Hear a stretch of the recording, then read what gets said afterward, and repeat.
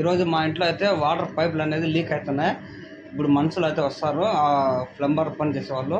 వాళ్ళు ఎలా రెడీ చేస్తారో ప్రతి ఒక్కటి అయితే మీకు చూపిస్తారు, చూసేయండి. ఇక్కడ మీరు చూడొచ్చు, డ్రిల్లింగ్ మిషన్ తో అయితే కాంక్రీట్ అనేది పగలు కొడుతున్నారు. ఇక్కడ కోవిడ్ దేశంలో పైపులు అనేది కాంక్రీట్ లోపల నుంచి అయితే వాటర్ లైన్ అనేది ఇస్తారు. వాటర్ లైన్ అనేది ఇప్పుడైతే లీక్ అనేది అవుతుంది మా ఇంట్లో. వీళ్ళు స్కానర్ తో చెక్ చేసి ఎక్కడ లీక్ అవుతుందో అదంతా పగలు కొట్టిన తర్వాత, ఇక్కడ వాటర్ లైన్ ఎందుకు స్లాబ్ లోపల నుంచి ఇస్తారు అని తెలుసా మీకు? ఇక్కడ ఎండలు ఎక్కువగా ఉంటాయి.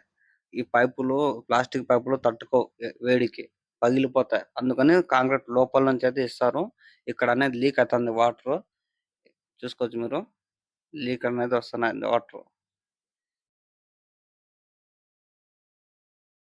ఇప్పుడు అదంతా మళ్ళా జాయింట్ అన్న చేసి, మళ్ళా పచ్చి రబ్బర్‌తో అదంతా ఏసి లీక్ కాకుండా నీళ్లు స్లాబ్‌కి కిందకి